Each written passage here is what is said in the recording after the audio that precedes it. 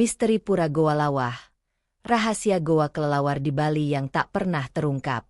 Asal-usul Pura Goa Lawah dan rahasia Goa yang mengarah ke Gunung Agung.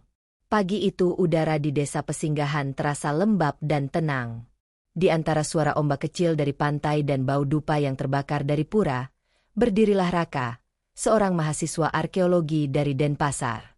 Ia datang dengan satu tujuan, meneliti Pura Goa Lawah, pura kuno yang dipercaya terhubung langsung dengan Gunung Agung melalui lorong bawah tanah.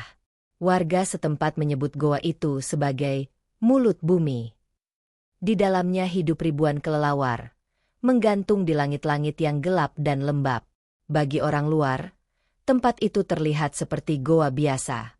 Namun bagi masyarakat Bali, Goa Lawah adalah tempat suci yang dijaga oleh kekuatan gaib. Raka datang ke pura bersama dosennya, Pak Made Wirata, seorang peneliti senior yang sudah lama tertarik dengan sejarah pura kuno di Bali Timur. Mereka disambut oleh Jero Mangkuwayan, pendeta penjaga pura yang sudah mengabdi selama 30 tahun. Tubuhnya kurus, matanya tajam, dan senyumnya ramah tapi penuh arti. Goa ini bukan sembarang tempat, Nak Raka, kata Mangkuwayan pelan. Ada jalan yang tidak boleh dilewati manusia biasa. Jalan itu menuju tempat yang sangat jauh. Raka mengangguk, meski pikirannya penuh rasa ingin tahu. Dalam catatan arkeologi kuno yang ia pelajari, ada legenda tentang lorong rahasia di bawah Goa Lawah yang bisa menghubungkan pesisir Klungkung dengan jantung Gunung Agung. Tak ada bukti ilmiah, tetapi catatan itu ditulis dengan bahasa kuno yang otentik. Sore harinya, Raka dan Pak Made mulai melakukan pengukuran di sekitar mulut goa. Mereka mencatat struktur bebatuan, suhu udara, dan arah kelelawar keluar saat matahari terbenam. Saat kelelawar mulai beterbangan, udara di sekitar pura berubah. Angin dingin berembus dari dalam goa, membawa bau belerang samar. Pak Made menatap dalam. Kau merasakannya, Raka? Raka mengangguk. Seperti ada udara lain di dalam sana. Menurut legenda lokal, Goa Lawah dibangun pada abad ke-11 oleh MPU Kuturan, seorang tokoh spiritual besar yang menyatukan sistem kepercayaan di Bali. Ia memilih lokasi ini karena goa dianggap titik keseimbangan antara laut dan gunung. Laut melambangkan dunia bawah, sementara gunung mewakili dunia atas. Namun, warga desa jarang berbicara tentang bagian dalam goa. Mereka percaya di ujung lorong terdapat penjaga gaib dalam wujud naga besar bernama Naga Basuki. Ia menjaga keseimbangan bumi dan hanya muncul ketika dunia terguncang oleh dosa manusia. Raka tidak percaya begitu saja. Ia mencatat semua kisah itu dengan disiplin, tapi dalam hati ia merasa ada sesuatu yang belum diketahui orang modern. Ia menduga goa itu mungkin memang punya jalur lava kuno yang mengarah ke Gunung Agung. Secara geologis, hal itu masuk akal. Malam tiba, dan upacara kecil dilakukan di depan mulut goa. Para pendeta menyalakan dupa dan membawa sesajen.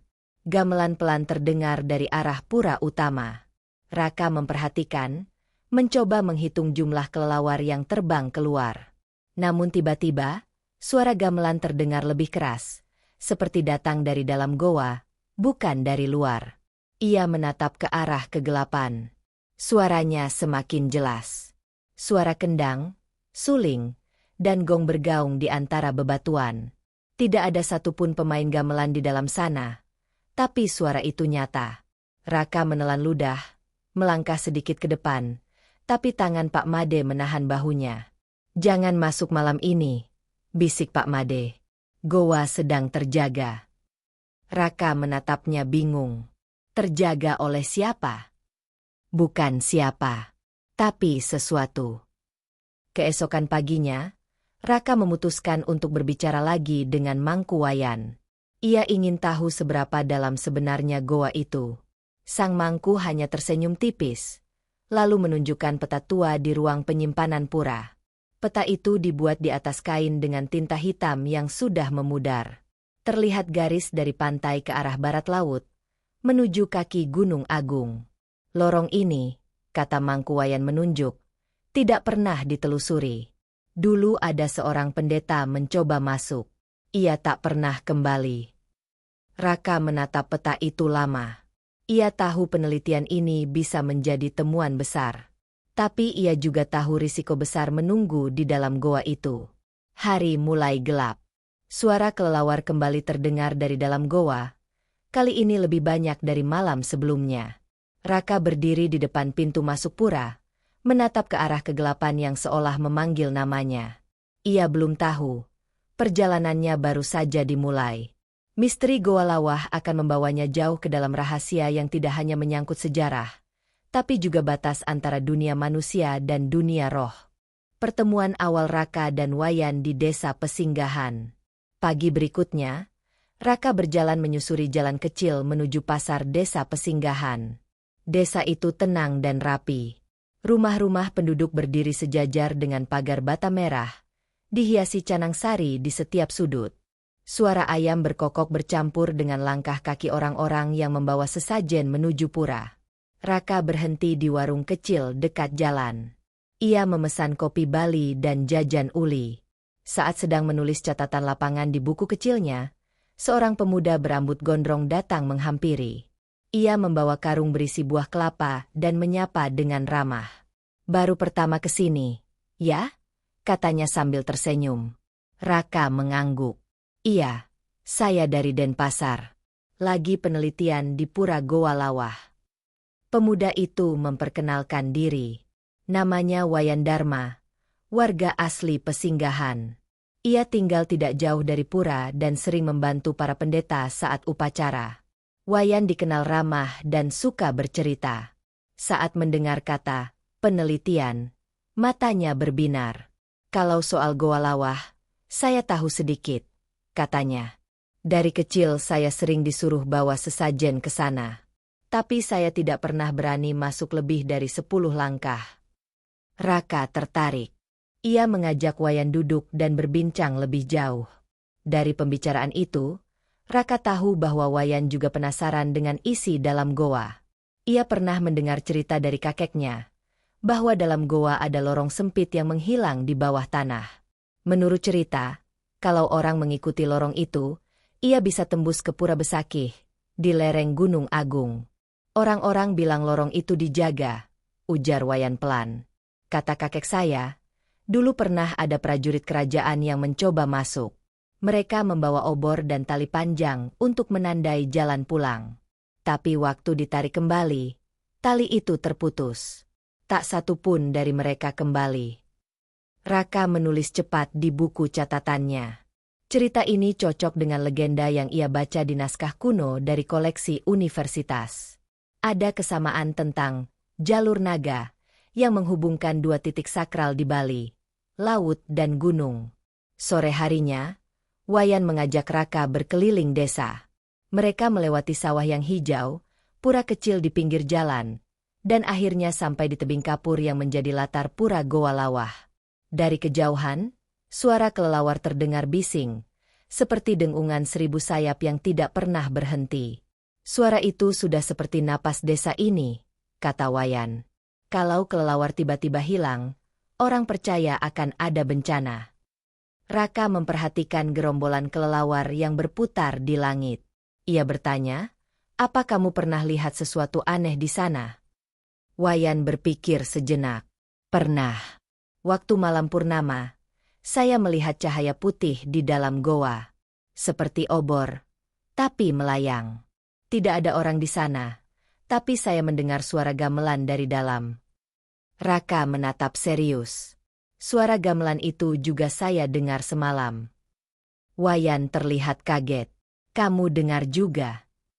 "Iya, tapi Pak Made bilang jangan masuk malam itu. Katanya goa sedang terjaga." Wayan menunduk, lalu berbisik. Kalau goa sedang terjaga, berarti penjaganya sedang bangun. Hari mulai gelap, dan mereka memutuskan kembali ke pura. Di pelataran, para pemangku sedang menyiapkan upacara kecil menjelang malam. Dupa dibakar, bunga diletakkan di atas batu besar yang disebut batu penanda. Menurut Mangku Wayan, batu itu adalah batas antara dunia manusia dan dunia gaib. Raka memperhatikan ukiran di permukaan batu itu. Polanya melingkar seperti sisik naga. Ia mengusap perlahan, dan tiba-tiba permukaan batu terasa hangat, seolah hidup. Ia menarik tangannya cepat. Mangku Wayan mendekat. Jangan sentuh itu terlalu lama. Nak Raka. Batu itu bagian dari tubuh naga Basuki. Raka diam. Ia mencoba menenangkan pikirannya dengan berpikir rasional. Tapi perasaan aneh tidak hilang. Batu itu benar-benar memancarkan panas. Mungkin ada reaksi kimia dari belerang, pikirnya. Tapi di sisi lain, nalurinya berkata ada sesuatu yang jauh lebih besar dari sekadar batu. Setelah upacara selesai, Wayan menawarkan bantuan. Kalau kamu mau meneliti bagian dalam goa, saya bisa bantu bawa peralatan. Tapi sebaiknya siang hari. Malam hari goa itu bukan milik manusia. Raka menyetujui. Mereka sepakat bertemu pagi berikutnya dengan membawa senter, tali, dan alat ukur sederhana. Ia merasa beruntung bertemu Wayan. Pemuda itu bukan hanya tahu medan, tapi juga punya keberanian dan rasa hormat terhadap tempat suci. Malamnya, Raka menulis catatan baru. Ia menuliskan semua cerita yang didapat hari itu, tentang lorong rahasia, batu naga, dan cahaya putih. Ia menandai kalimat terakhir dengan tinta tebal. Misteri ini lebih dalam dari yang terlihat. Sebelum tidur, Raka berjalan sebentar ke pelataran pura. Ia ingin melihat goa sekali lagi. Angin laut membawa bau dupa dan garam. Di depan goa, kelelawar menggantung diam, seperti patung hidup. Tapi di sela-sela bayangan itu, Raka melihat sesuatu bergerak pelan di dalam kegelapan. Sebuah siluet samar, seperti tubuh ular besar yang berkilau lembut diterpa cahaya bulan. Ia menatap lama, tapi saat berkedip, bayangan itu sudah hilang. Raka berdiri terpaku. Ia belum tahu apakah yang dilihatnya nyata atau hanya bayangan. Tapi satu hal pasti, besok, ia akan masuk ke dalam goa itu. Bersama Wayan, ia akan mencari kebenaran di balik semua legenda yang selama ini dianggap hanya cerita rakyat. Langkah kecil menuju rahasia besar baru saja dimulai. Suara gamelan dari dalam goa saat tengah malam. Malam itu angin laut berhembus pelan, membawa bau garam dan dupa dari pelataran pura. Suasana pura Goa Lawah tampak tenang. Namun di balik ketenangan itu, ada sesuatu yang terasa ganjil. Raka duduk di beranda penginapan sederhana di dekat pura. Ia memandangi goa yang gelap, hanya diterangi cahaya bulan setengah. Di kamarnya, Wayan sudah tertidur setelah seharian menyiapkan perlengkapan untuk eksplorasi besok. Tapi Raka sulit memejamkan mata. Pikirannya penuh tanda tanya tentang suara gamelan yang ia dengar 2 malam sebelumnya. Ia ingin memastikan apakah suara itu nyata atau hanya ilusi akibat angin dan kelelawar. Sekitar tengah malam, ia mendengar sesuatu. Suara lembut suling terdengar samar dari arah goa. Awalnya pelan, lalu disusul dentingan gamelan yang berirama pelan dan teratur. Raka menajamkan telinga. Irama itu terlalu rapi untuk kebetulan. Tanpa berpikir panjang, ia mengambil senter kecil dan buku catatannya, lalu keluar diam-diam. Ia berjalan pelan melewati jalan setapak menuju pura. Di setiap sudut, dupa masih menyala. Cahaya api kecil menari di udara. Begitu sampai di pelataran utama, suara gamelan terdengar lebih jelas. Suara gong, kendang, dan ceng-ceng berpadu, seolah sedang mengiringi upacara. Tapi tidak ada siapapun di sana. Tak ada penabuh gamelan, tak ada umat, hanya Raka seorang diri. Ia menyalakan senter dan mengarahkannya ke dalam goa. Gelap pekat menyambut. Ribuan kelelawar bergantung diam di langit-langit. Di dasar goa, terlihat percikan air dari dinding yang lembab. Tapi di balik semua itu, suara gamelan tetap terdengar, seolah datang dari jauh di dalam lorong. Raka menegakkan tubuhnya. Ia melangkah masuk perlahan, menghitung setiap langkah. 1, 2, 3, sampai 10. Udara di dalam semakin dingin. Dinding goa memantulkan cahaya senter, memperlihatkan ukiran alami yang mirip sisik. Ia menulis cepat di buku catatannya. Dinding berbentuk sisik, suhu turun drastis, suara gamelan semakin kuat. Tiba-tiba, cahaya senter bergetar. Baterainya melemah. Suara gamelan berhenti sejenak, lalu berganti menjadi suara seperti bisikan. Raka berhenti. Ia menajamkan pendengaran. Suara itu bukan gamelan, tapi seperti orang berdoa dengan bahasa Bali kuno. Ia menelan ludah. Tubuhnya kaku. Tapi rasa ingin tahu mengalahkan rasa takut. Ia melangkah 2 langkah lagi. Di depan, terlihat kilatan cahaya biru samar, seperti obor yang melayang di udara. Cahaya itu bergerak pelan ke arah kanan, menuju dinding batu. Raka mengikuti. Saat ia mendekat, suara gamelan kembali terdengar, kali ini lebih cepat dan keras. Dentingan logam memantul di dinding, membuat udara bergetar. Ia berhenti di depan celah batu kecil. Cahaya biru tadi menghilang di baliknya. Raka berjongkok dan mencoba melihat ke dalam celah. Ia hanya melihat kegelapan. Tapi di dalamnya terdengar langkah pelan seperti seseorang berjalan dengan kaki telanjang di atas batu basah. Lalu terdengar suara perempuan berbisik, pelan dan jelas. Kembali sebelum fajar, atau lorong ini menelanmu. Raka mundur spontan, hampir terjatuh. Senter di tangannya berkedip lalu mati total. Dalam kegelapan, suara gamelan berhenti mendadak. Hanya suara kelelawar yang tersisa. Ia menarik napas cepat, lalu berlari keluar. Begitu keluar dari mulut goa, udara terasa lebih hangat. Raka duduk terengah-engah di pelataran, mencoba menenangkan diri. Ia memeriksa jam di pergelangan tangan. Pukul 2:15. Ia menatap goa yang kini sunyi. Tidak ada lagi suara gamelan. Tidak ada cahaya biru. Beberapa menit kemudian, langkah kaki terdengar dari belakang. Wayan muncul dengan wajah setengah panik. "Raka, kamu kemana?" Saya dengar suara dari luar. Raka masih terdiam. Ada sesuatu di dalam. "Wayan." Saya dengar gamelan lagi. Lalu, ada suara yang memperingatkan saya. Wayan menatapnya serius. "Suara siapa?" Raka menggeleng. "Saya tidak tahu. Tapi jelas sekali.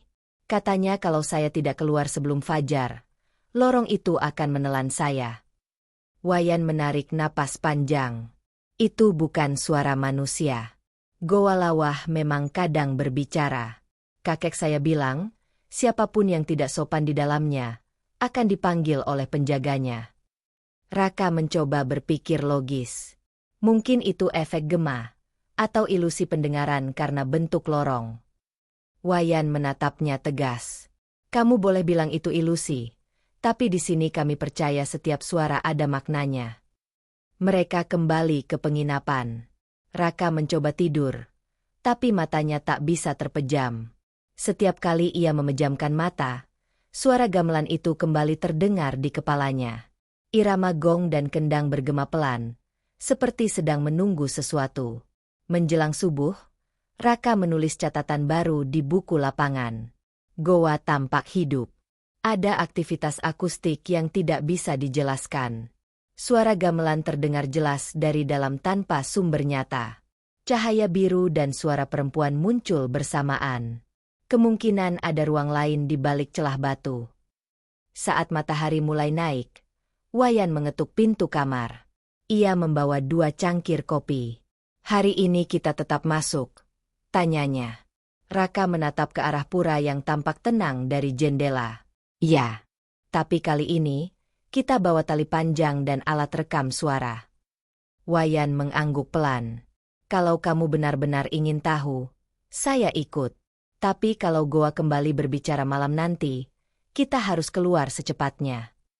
Raka menatap lurus ke arah goa. Ia tahu bahaya menunggu di dalam, tapi rasa penasarannya jauh lebih besar. Suara gamelan itu bukan hanya misteri. Bagi Raka, itu adalah panggilan. Pagi itu, di antara kabut yang masih menggantung di atas laut, 2 sosok berjalan perlahan ke arah pura. Mereka tidak tahu, setiap langkah membawa mereka semakin dekat ke jantung rahasia yang selama berabad-abad dijaga oleh sesuatu yang tidak terlihat. Malam sudah memberi peringatan. Tapi bagi Raka dan Wayan, kisah Goa Lawah baru saja dimulai. Penemuan lorong tersembunyi dan batu dengan ukiran aneh.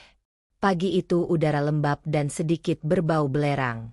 Sinar matahari menembus sela pepohonan di sekitar pura Goa Lawah. Raka dan Wayan berdiri di depan mulut goa, lengkap dengan senter, kamera, tali panjang, dan alat perekam suara. Mereka sudah sepakat untuk masuk lebih dalam.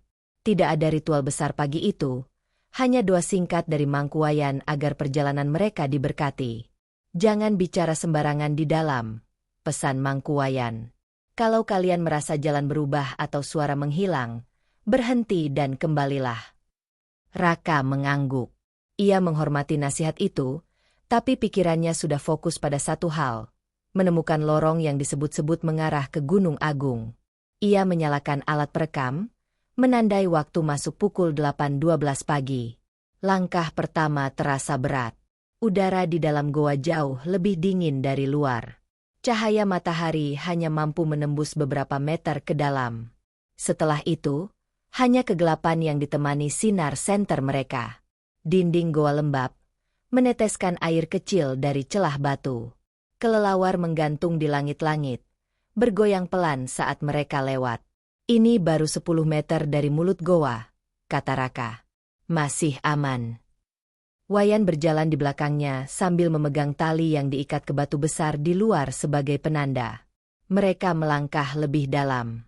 Semakin jauh, udara semakin pengap dan suara di luar lenyap. Hanya terdengar langkah kaki mereka sendiri. Sekitar 20 meter ke dalam, Raka menemukan sesuatu. Dinding di sisi kanan goa tampak berbeda. Warnanya lebih gelap, dan permukaannya terasa halus seperti dipoles. Ia menyorotkan senter ke sana. Wayan, lihat ini. Di dinding itu terdapat ukiran melingkar seperti sisik naga, sama seperti yang ia lihat di batu pura tempo hari. Di tengah ukiran, ada lubang kecil berbentuk segitiga. Raka menyentuh permukaannya. Terasa hangat. Batu ini masih hidup, kata Wayan setengah berbisik. Raka menjawab, ini bukan batu biasa. Lihat garisnya. Ada bentuk spiral ke arah bawah. Mungkin ini penanda jalur. Ia memotret dinding itu dari berbagai sudut. Lalu, saat ia menyorot lebih dekat ke bagian bawah, terlihat celah sempit seperti pintu kecil. Tertutup sebagian oleh batu besar. Wayan memeriksa dengan tangan, lalu berkata, ini bisa dibuka kalau kita geser sedikit. Dengan usaha keras, mereka berdua mendorong batu itu. Suara gesekan batu menggema di seluruh goa. Dari celah yang terbuka, keluar semburan udara dingin. Aroma belerang makin kuat. Cahaya senter memperlihatkan lorong sempit yang menurun ke bawah. Lebarnya hanya cukup untuk satu orang. Lantai lorong itu terbuat dari batu-batu halus. Tampak seperti pernah diukir manusia. Raka menatap Wayan. Ini dia. Lorong yang kita cari. Wayan menelan ludah. Kamu yakin mau masuk? Ini sudah melewati batas yang diizinkan. Kita harus tahu sampai di mana lorong ini berakhir. Mereka mengikat tali di pinggang sebagai pengaman. Raka berjalan lebih dulu, disusul Wayan di belakang. Setiap langkah terasa seperti memasuki perut bumi. Udara semakin panas dan lembab. Di beberapa bagian, dindingnya bercahaya redup, seperti ada mineral berkilau. Seperti ada sesuatu yang memantulkan cahaya, kata Raka. Mungkin belerang atau fosfor alami. Wayan tidak menjawab. Ia hanya menatap ke depan. Waspada. Beberapa meter ke dalam, lorong itu melebar sedikit. Di sisi kanan, mereka menemukan batu besar berbentuk meja.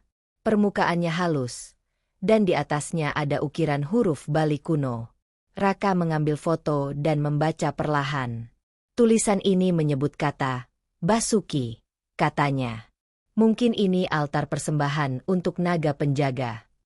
Wayan menunduk hormat.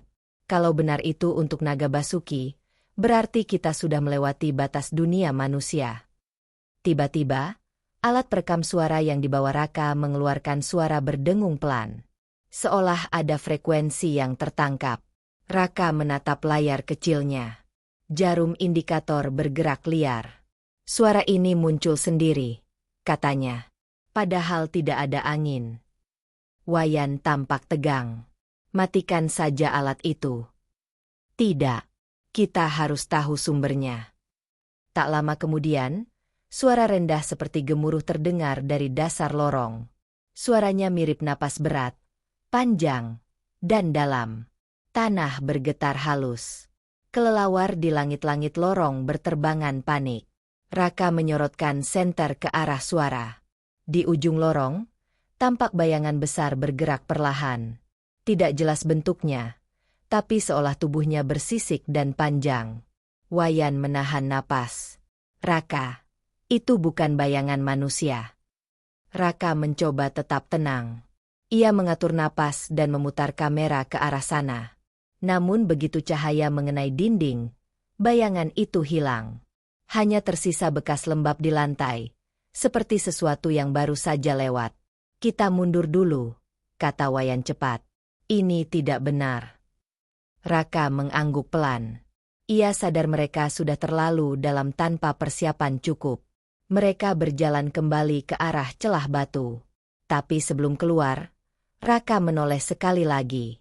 Di permukaan batu altar tadi, kini muncul retakan berbentuk spiral, dan dari celah itu keluar asap tipis berwarna biru. Mereka berlari keluar tanpa bicara. Begitu mencapai pintu goa utama, udara terasa lebih ringan. Raka duduk lelahan, memegang lutut, sementara Wayan menatap ke arah dalam goa dengan wajah pucat. Apa tadi itu? Tanya Raka. Saya tidak tahu, jawab Wayan pelan. Tapi kakek saya pernah bilang, siapapun yang melihat tanda spiral di goa lawah akan dibayangi naga penjaga sampai 3 hari 3 malam. Raka menatap alat perekamnya. Suara gemuruh itu masih terekam jelas. Ia memutarnya pelan. Di antara dengungan rendah, terdengar samar-samar suara perempuan berbisik. Lorong itu hidup. Jangan ganggu tidurnya. Mereka berdua saling menatap. Tidak ada yang berani bicara lagi. Hari itu, Raka memutuskan menghentikan eksplorasi. Tapi di dalam hatinya, ia tahu ini belum selesai. Lorong itu nyata. Ukiran naga nyata. Dan suara itu terlalu jelas untuk diabaikan. Malam nanti, ia berencana menganalisis hasil rekaman dan membandingkan dengan catatan kuno MPU Kuturan. Tapi tanpa disadari, sejak mereka keluar dari goa, kelelawar di langit mulai berputar lebih cepat dari biasanya. Seolah udara di sekitar pura ikut berubah. Sesuatu di dalam goa telah terbangun. Ritual rahasia di balik pura, kisah para penjaga tak terlihat. Sehari setelah penemuan lorong tersembunyi itu, suasana desa Pesinggahan berubah. Udara pagi yang biasanya segar terasa berat dan lembab. Langit mendung, meski belum turun hujan. Warga terlihat sibuk menyiapkan upacara kecil di halaman pura. Dupa dibakar di setiap sudut. Aroma kemenyan memenuhi udara. Raka dan Wayan tiba di pura membawa hasil rekaman dari lorong goa. Mereka ingin bertemu Mangku Wayan, pendeta utama yang sejak awal memperingatkan mereka untuk tidak melangkah terlalu jauh. Saat mereka tiba, sang Mangku sudah menunggu di bel kulkul, duduk bersila dengan wajah serius. Kalian sudah membangunkan sesuatu, katanya pelan tanpa menatap mereka. Goa itu bukan sekadar tempat suci. Di dalamnya ada penjaga yang tidur selama ratusan tahun. Raka mencoba menjelaskan dengan logika ilmiah. Ia memutar rekaman dari alat perekam. Suara berdengung rendah terdengar jelas, lalu diikuti bisikan samar. Mangku Wayan menutup mata dan menggeleng. Itu bukan gema. Itu suara penjaga. Kalian sudah melewati altar naga. Wayan menunduk. Mangku, kami tidak bermaksud melanggar. Kami hanya ingin tahu. Keingintahuan adalah bentuk api, jawab sang Mangku tenang. Kalau tidak dijaga, api itu akan membakar dunia sekitarnya. Raka diam. Dalam hati ia merasa bersalah. Tapi ia juga tahu ia sudah menemukan sesuatu yang luar biasa. Bukti fisik dari legenda kuno Bali. Sore harinya, pura mulai dipenuhi para pemangku dari desa sekitar. Mereka datang membawa sesajen, ayam hitam, beras, bunga Kamboja, dan kendi berisi air suci. Raka memperhatikan setiap persiapan. Tak ada yang menjelaskan secara langsung, tapi ia tahu ritual besar sedang disiapkan. Menjelang malam, Mangku Wayan memanggil mereka berdua. Kalian tidak boleh pergi malam ini. Kalian akan ikut menyaksikan upacara pembersihan. Goa harus ditenangkan. Upacara dimulai setelah matahari terbenam. Cahaya lilin dan obor menerangi pelataran pura. Suara kidung suci terdengar dari arah bel gede. Para pendeta berjalan berbaris membawa dupa dan bunga. Di depan mereka, seekor ayam hitam disembelih secara simbolis. Darahnya diteteskan di atas batu besar di depan goa. Raka menatap dengan campuran rasa takjub dan canggung. Ia tahu ini bagian dari tradisi, tapi aura di sekitarnya terasa sangat kuat. Udara di sekeliling goa bergetar halus, seperti ada energi tak kasat mata yang bangkit perlahan. Mangku Wayan berdiri di depan goa, mengangkat tangan, lalu mengucapkan mantra dalam bahasa Bali kuno. Suaranya dalam, berirama, dan terdengar seperti percakapan dengan sesuatu yang tidak terlihat.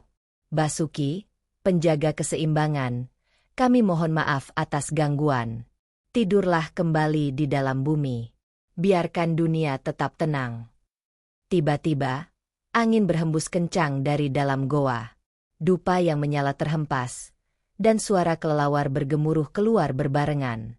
Ribuan kelelawar berputar di atas pura, membentuk pusaran hitam. Warga yang menonton menunduk dan berdoa keras. Raka menatap ke langit dengan rasa ngeri. Suara gamelan samar terdengar lagi, tapi kali ini seperti datang dari bawah tanah, bukan dari udara. Ia menatap Wayan yang juga ketakutan. Ini tidak seperti upacara biasa, bisik Wayan. Mangku Wayan tetap berdiri tegak. Ia menancapkan tongkat kayu kecil di tanah, lalu menaburkan bunga di sekitarnya. Perlahan, angin mereda. Kelelawar mulai kembali ke dalam goa. Suara gamelan berhenti. Ritual berlangsung hampir 2 jam. Setelah selesai, Mangku Wayan memanggil Raka dan Wayan ke bel belakang. Wajahnya tampak lelah. Kalian berdua tidak boleh mendekati lorong itu lagi. Batu yang kalian temukan adalah segel kuno. Kalau rusak, keseimbangan di bawah bumi akan pecah. Raka mencoba bertanya lebih jauh.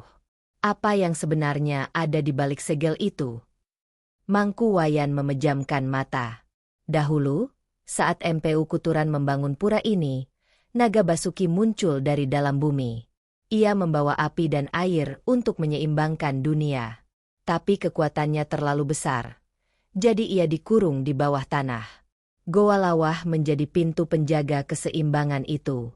Lorong yang kamu temukan adalah bagian dari tubuh naga. Setiap ukiran spiral di batu adalah sisiknya. Wayan menelan ludah. Jadi waktu kami melihat cahaya biru itu napasnya, jawab sang mangku pelan. Kalau kalian melihatnya lagi, berarti ia sudah mulai bangun. Raka merasa bulu kuduknya berdiri. Semua penjelasan itu terdengar seperti legenda. Tapi ia tidak bisa menyangkal fakta bahwa lorong itu nyata, dan suara di rekamannya benar-benar ada. Setelah ritual selesai, warga kembali ke rumah masing-masing. Tapi malam itu, pura tidak sepenuhnya tenang. Di kejauhan, terdengar gemuruh halus dari dalam goa, seperti napas panjang yang keluar dari perut bumi. Raka tidak bisa tidur.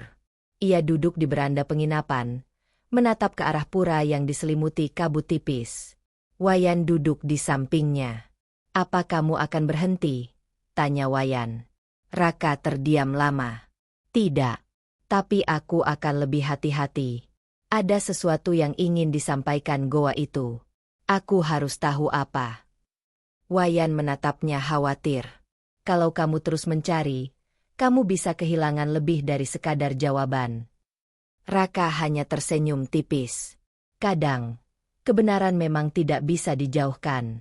Ia akan datang, bahkan ketika kita mencoba menghindarinya.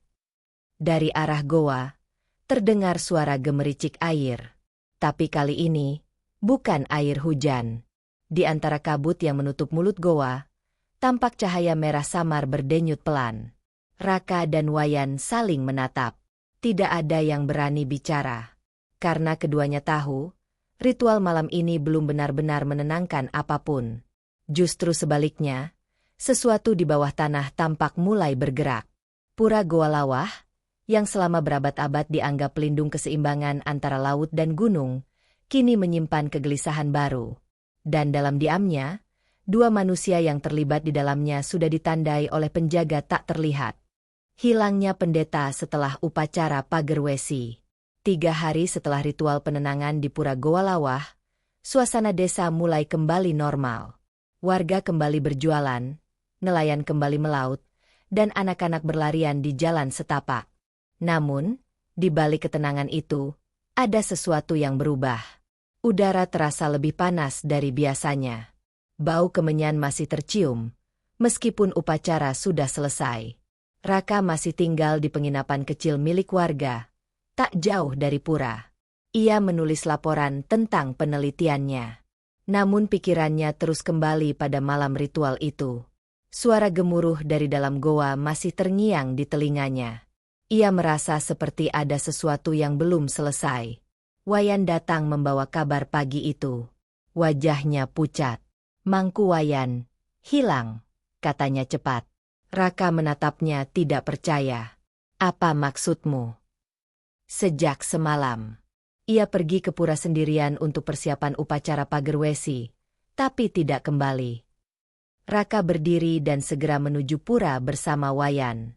Di halaman pura, beberapa warga sudah berkumpul. Mereka berbisik pelan, sebagian membawa dupa dan bunga. Di depan pintu goa, tampak sandal dan tongkat kayu milik Mangku Wayan tergeletak. Seorang pemangku muda mendekat. "Kami menemukannya subuh tadi. Tak ada jejak lain, hanya itu." Raka menyalakan senter dan memandang ke arah mulut goa. Dinding batu hitam berkilau lembab. Udara di dalamnya terasa hangat, seperti ada hembusan dari bawah tanah. Ia ingin masuk, tapi Wayan menahan bahunya. "Jangan gegabah. Kalau Mangku Wayan masuk ke sana, berarti ia punya alasan." Mereka menunggu sepanjang hari, namun sang pendeta tak juga kembali. Menjelang sore, warga memutuskan melakukan pencarian kecil. Raka ikut, bersama 3 pemangku lainnya. Mereka membawa obor dan tali panjang, lalu perlahan masuk ke dalam goa. Di dalam, suasana gelap dan lembab. Suara kelelawar menggema di atas kepala. Dindingnya berlapis lumut dan air menetes dari langit-langit. Setelah berjalan beberapa meter, Raka melihat sesuatu. Sebuah ukiran naga besar muncul di dinding. Bentuknya spiral, sama seperti yang ia temukan sebelumnya. Namun kali ini, bagian tengah ukiran itu tampak terbuka sedikit, seperti retak. Dari celah itu keluar cahaya biru redup. "Ini baru," bisik Raka. Pemangku di belakangnya berdoa pelan. Kalau ukirannya terbuka, berarti segelnya retak. Tiba-tiba, terdengar suara gemuruh halus dari dalam celah batu. Seperti napas berat yang keluar perlahan.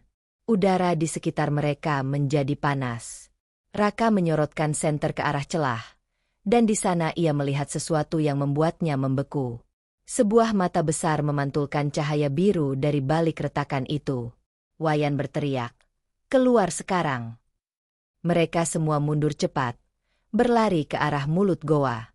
Namun saat keluar, Raka sempat menoleh lagi.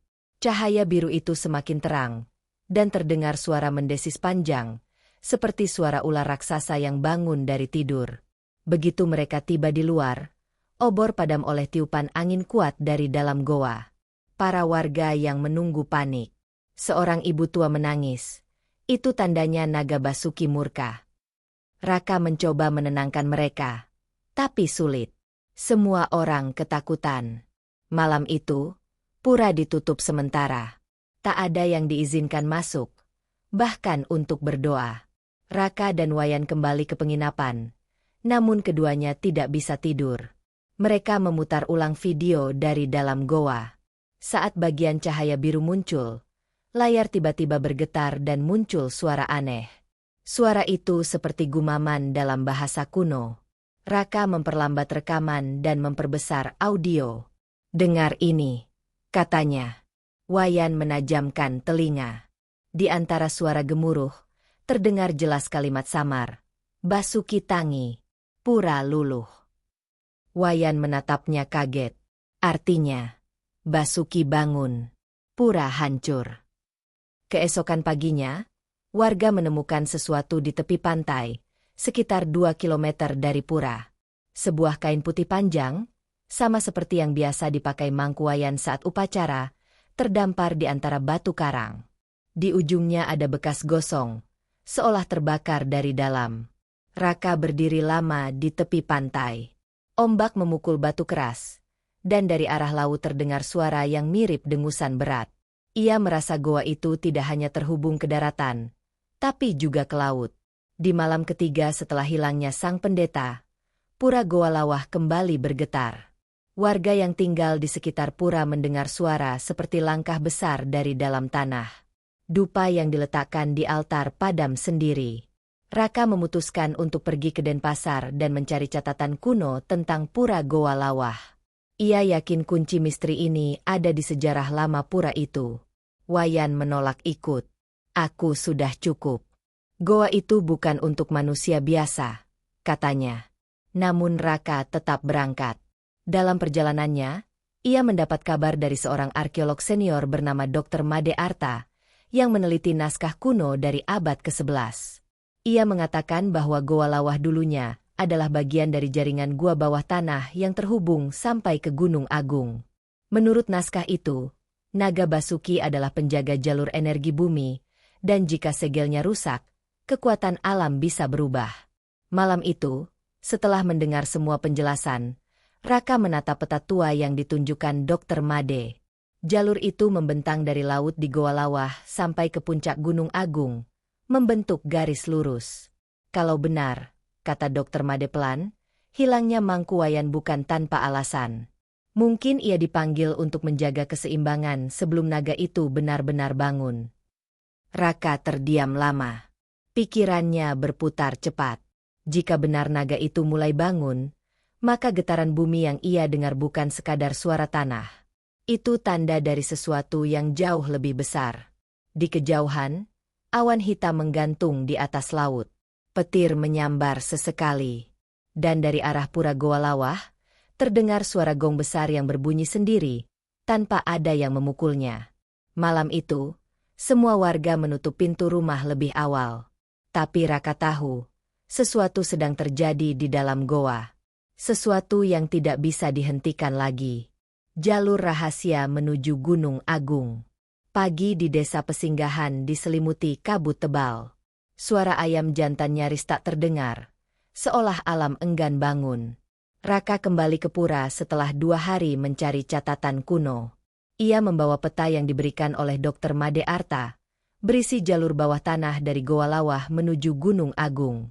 Saat tiba, pura sepi. Hanya suara ombak dari kejauhan dan kelelawar yang masih berputar di langit. Raka berjalan ke dekat mulut goa. Ia memperhatikan retakan di batu naga yang kini terlihat lebih besar. Dari dalamnya, keluar hawa panas bercampur aroma belerang. Ia sadar, goa ini bukan lagi tempat biasa. Beberapa warga mendekatinya, salah satunya Pak Gede, penjaga pura tertua. "Kamu datang lagi?"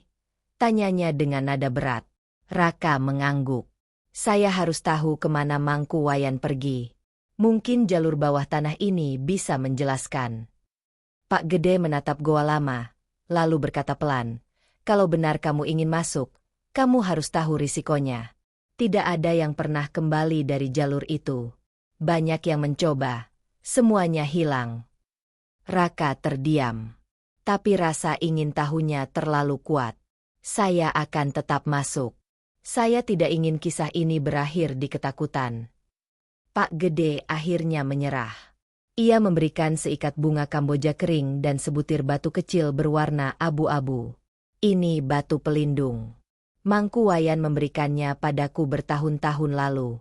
Ia bilang, kalau seseorang masuk ke jalur naga, batu ini akan menyala jika bahaya mendekat. Raka menerima batu itu dan menyimpannya di saku. Ia menyalakan senter, mengenakan helm, dan memasuki goa sendirian. Langkahnya bergema di antara dinding batu. Udara semakin panas semakin dalam ia berjalan.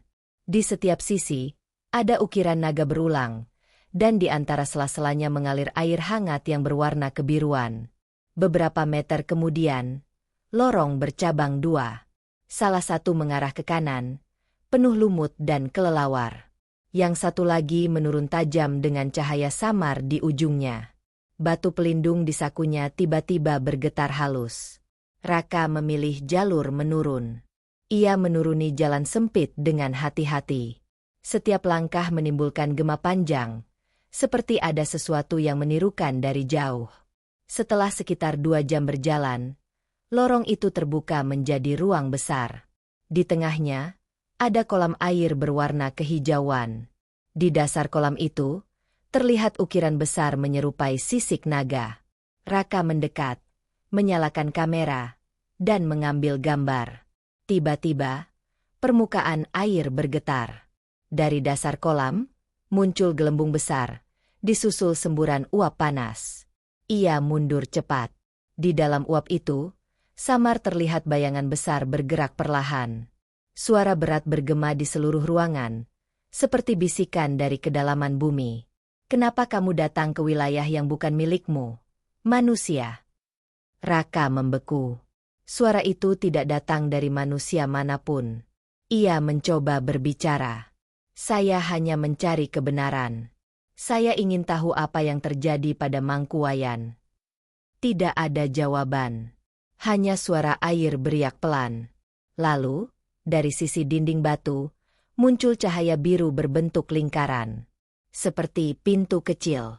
Raka mendekat, dan di dalam lingkaran itu, ia melihat sosok samar Mangkuwayan berdiri diam dengan tangan terlipat. Mangku? Panggilnya lirih. Sosok itu menatapnya, tapi tidak bergerak. Suaranya terdengar langsung di kepala Raka. Kamu sudah melangkah terlalu jauh. Jalur ini menuju jantung naga. Kalau kamu terus maju, kamu tidak akan bisa kembali. Raka menelan ludah. Apakah ini benar-benar tubuh naga? Ya, ini bagian dari tubuh Basuki. Goa Lawah adalah kepalanya.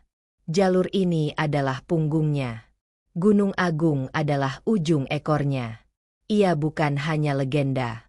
Ia hidup, dan bumi Bali berdiri di atas tubuhnya. Raka gemetar. Semua yang ia anggap mitos ternyata nyata. Kalau begitu, apa yang membuatnya bangun? Ketidakseimbangan. Manusia menggali, membangun, merusak tanah. Energi bumi terganggu. Basuki mulai resah. Ia akan bangun jika tidak ada yang menenangkan. Tiba-tiba, cahaya di sekitar sosok Mangkuwayan bergetar. Waktuku tidak lama. Jalur ini akan tertutup lagi. Kembalilah sebelum kamu ikut terkubur. Raka mencoba mendekat, tapi cahaya lingkaran itu menyusut cepat. Tunggu. Apa yang harus saya lakukan? Jaga keseimbangan. Jangan biarkan orang lain menyentuh segel naga. Suara itu memudar bersamaan dengan lenyapnya sosok Mangkuwayan. Tiba-tiba, suara gemuruh keras mengguncang lorong. Batu di atas runtuh sebagian. Air dari kolam memancar ke segala arah.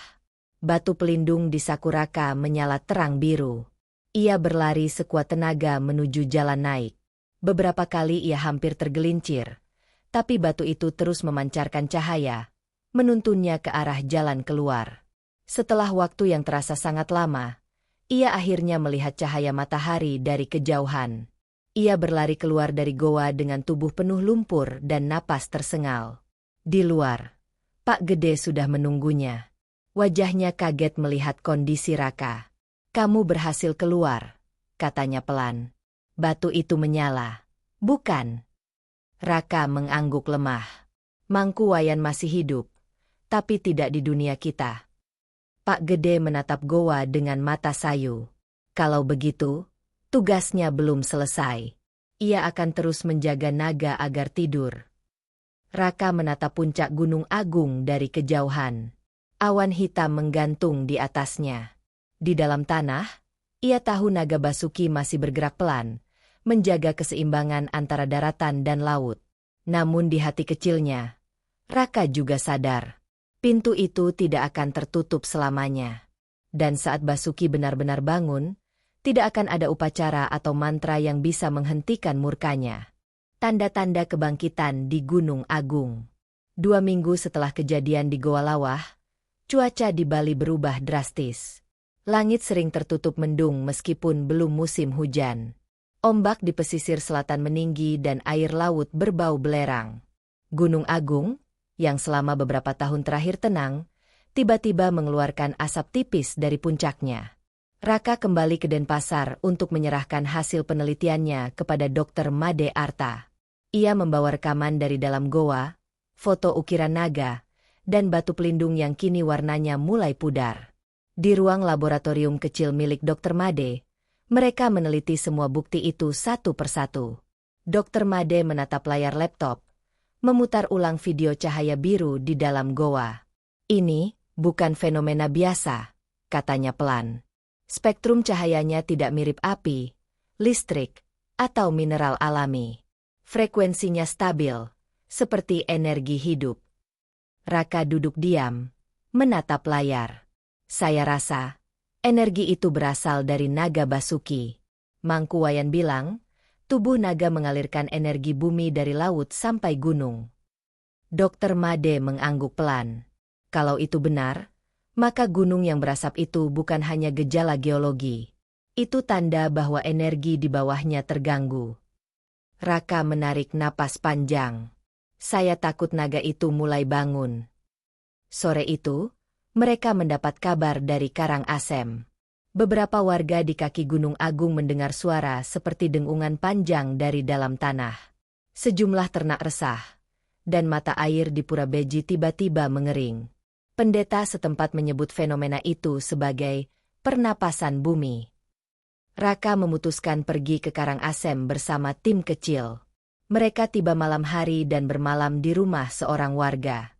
Dari teras rumah, mereka bisa melihat puncak Gunung Agung yang bersinar merah samar, seperti bara tertutup kabut.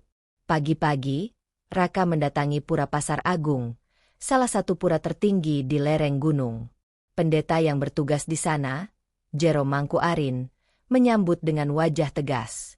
Kami sudah merasakan pergerakan itu sejak upacara Pagerwesi.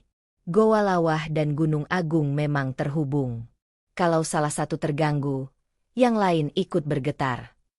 Raka mengeluarkan peta lama dari ranselnya. Ini jalur energi naga. Dari laut ke gunung. Apakah benar ada ritual khusus untuk menenangkannya? Jero Mangku Arin mengangguk. Dulu dilakukan setiap 100 tahun. Tapi generasi sekarang sudah lupa caranya.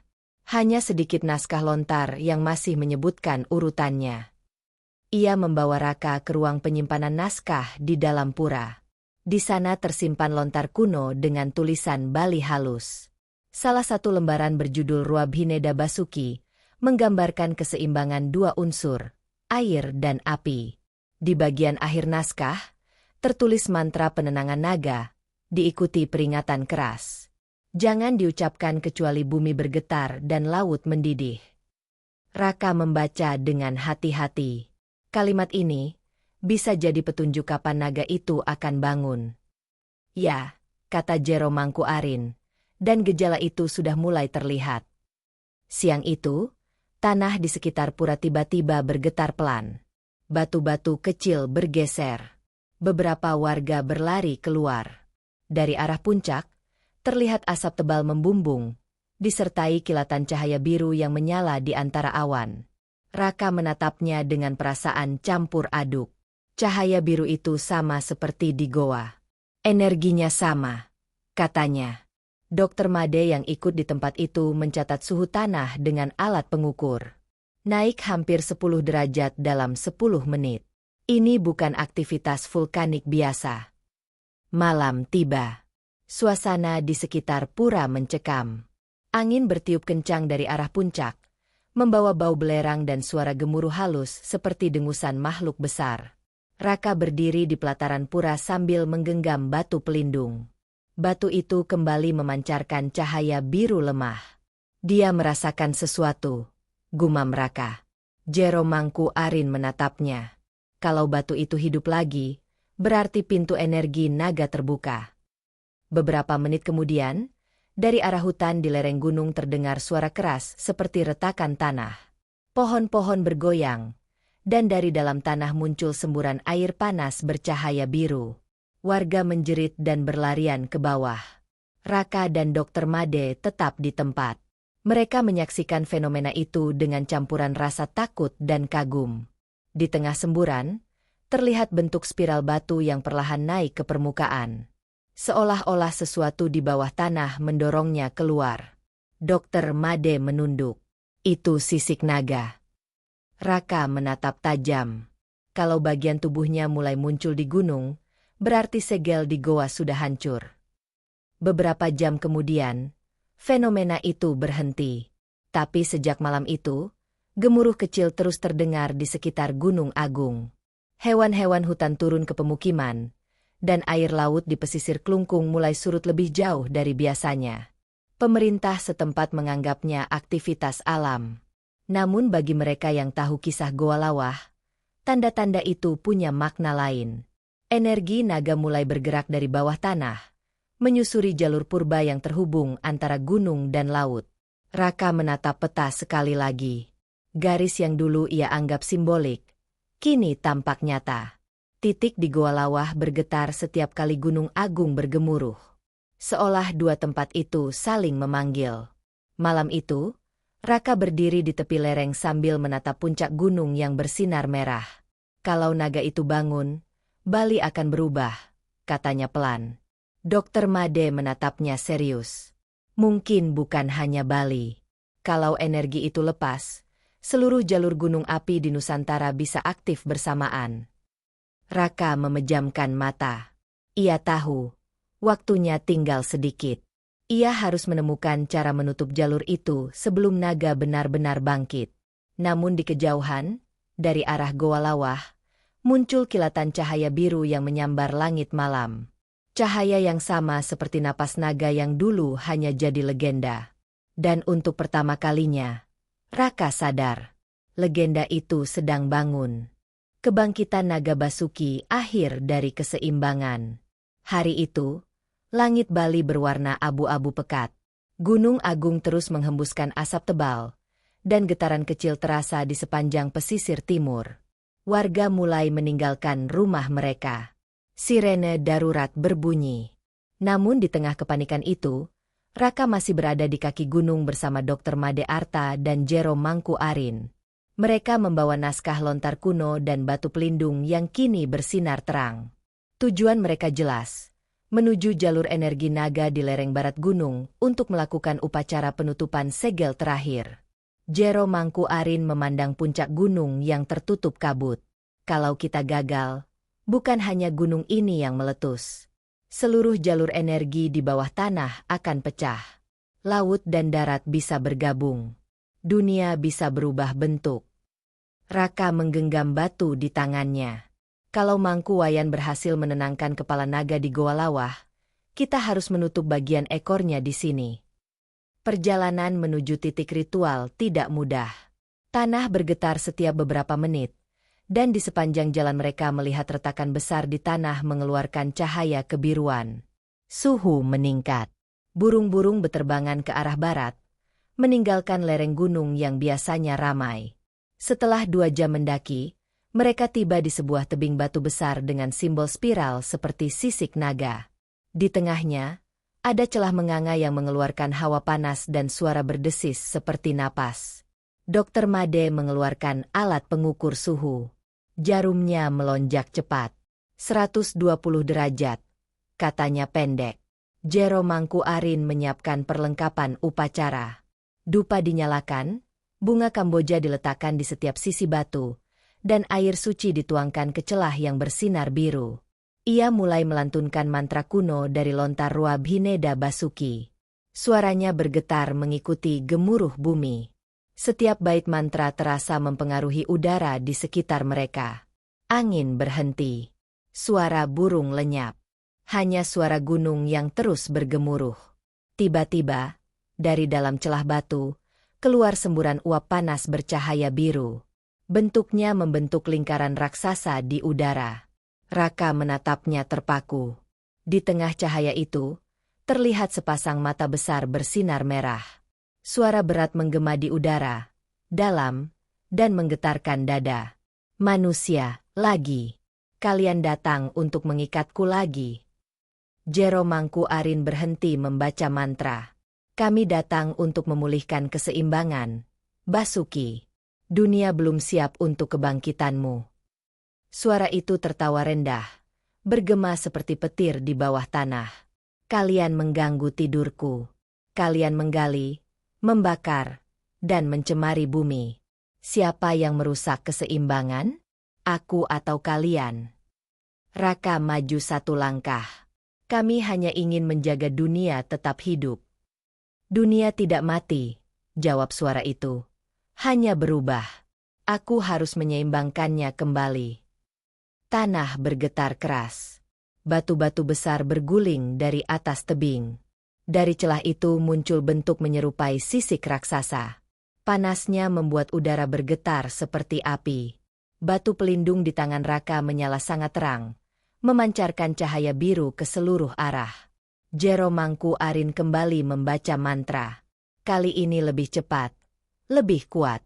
Suaranya seperti bergema di seluruh lereng gunung. Dokter Made menahan tubuhnya agar tidak jatuh karena guncangan. Apa yang kamu lakukan? Teriak Raka. Menutup jalur energi, jawab Jero Mangku Arin tanpa berhenti melafal. Namun naga itu mengaum lagi. Suaranya memecah udara. Dari puncak gunung keluar ledakan besar cahaya biru dan merah bersamaan. Langit terbelah. Awan membentuk pusaran besar di atas kepala mereka. Raka merasa tanah di bawahnya berdenyut seperti detak jantung. Ia menatap ke langit dan melihat bentuk bayangan besar melingkar di antara awan. Tubuhnya panjang, bersinar, dan berputar perlahan. Mata naga Basuki menatap langsung ke arah mereka. Batu pelindung di tangan Raka tiba-tiba retak. Cahaya di dalamnya meledak, menyebar menjadi semburan energi yang menembus tanah. Seketika, seluruh lereng gunung bergetar lebih keras. Raka tersungkur. Di tengah kekacauan itu, sosok samar muncul dari cahaya di samping celah batu. Raka mengenalinya. Mangku Wayan. Sosok itu tersenyum tenang. Waktunya sudah tiba. Kalian harus keluar dari sini. Tapi naga itu. Biar aku yang menutupnya, kata Mangku Wayan. Tugasku menjaga naga agar tetap tidur. Ia berjalan mendekati celah. Cahaya di sekeliling tubuhnya makin kuat, lalu menyatu dengan semburan energi dari tanah. Dalam sekejap, gemuruh berhenti. Suara naga menghilang. Cahaya biru memudar perlahan, berubah menjadi abu-abu lembut. Gunung Agung kembali tenang. Hanya asap tipis yang tersisa di puncaknya. Raka dan Dokter Made berdiri terpaku. Jero Mangku Arin berlutut, menunduk lama. Ia sudah mengorbankan dirinya, katanya pelan. Raka menatap batu pelindung di tangannya yang kini benar-benar hancur. Tak ada cahaya lagi. Hanya debu halus tersisa. Beberapa jam kemudian, mereka turun dari gunung. Warga mulai kembali ke desa. Aktivitas gunung menurun drastis. Laut kembali pasang, dan kabut yang menyelimuti Goa Lawah perlahan menghilang. Raka menatap pura dari kejauhan. Dalam diam, ia tahu keseimbangan telah dipulihkan. Tapi ia juga tahu, tidak ada yang benar-benar abadi. Basuki tidak mati. Ia hanya kembali tidur. Dalam catatannya, Raka menulis kalimat terakhir. Goa Lawah bukan sekadar tempat suci. Ia adalah napas bumi, pengingat bahwa dunia hidup, dan manusia hanya tamu yang menumpang di atas punggung naga. Beberapa bulan kemudian, ia menerbitkan penelitiannya dalam bentuk buku kecil berjudul Nafas Basuki. Buku itu menimbulkan perdebatan di kalangan akademisi. Ada yang menganggapnya fiksi, ada pula yang menganggapnya catatan spiritual. Namun bagi Raka, semuanya nyata. Pada suatu malam, saat ia duduk di beranda rumahnya di Denpasar, gempa kecil mengguncang tanah. Cangkir kopinya bergetar pelan. Ia menatap ke arah timur, ke arah Gunung Agung yang samar terlihat di bawah cahaya bulan. Sekilas, ia melihat cahaya biru melintas di langit, cepat dan halus seperti kilat. Ia tersenyum kecil. "Tidurlah dengan tenang, Basuki," bisiknya. "Kami akan menjaga bumi untukmu." Di kejauhan, suara lembut seperti hembusan napas panjang terdengar lagi. Tenang, tapi nyata. Tanda bahwa naga itu masih ada. Dan legenda Goa Lawah akan terus hidup selamanya. Beberapa tahun setelah kejadian di Goa Lawah, pura itu kembali tenang. Wisatawan datang silih berganti, mengambil foto, menatap mulut gua yang dipenuhi kelelawar, tanpa tahu apa yang pernah terjadi di balik kegelapannya. Raka jarang bicara soal pengalaman itu. Ia lebih banyak menulis, mencatat perubahan kecil di alam Bali, air laut yang surut lebih lama, getaran halus setiap malam purnama, dan suara lirih dari dalam batu karang saat angin laut berembus. Ia tahu, naga Basuki tidak pernah pergi. Ia hanya beristirahat di bawah tanah, menjaga keseimbangan dunia dari kedalaman bumi. Kadang, saat senja tiba, Raka berdiri di tepi pantai Goa Lawah. Di antara suara ombak dan kelelawar, terdengar bisikan lembut seperti napas panjang dari dalam gua. Dan setiap kali ia mendengarnya, ia selalu menunduk hormat. Karena ia tahu, legenda Goa Lawah bukan cerita lama. Ia masih hidup, berdenyut bersama bumi, menunggu saatnya kembali terbangun.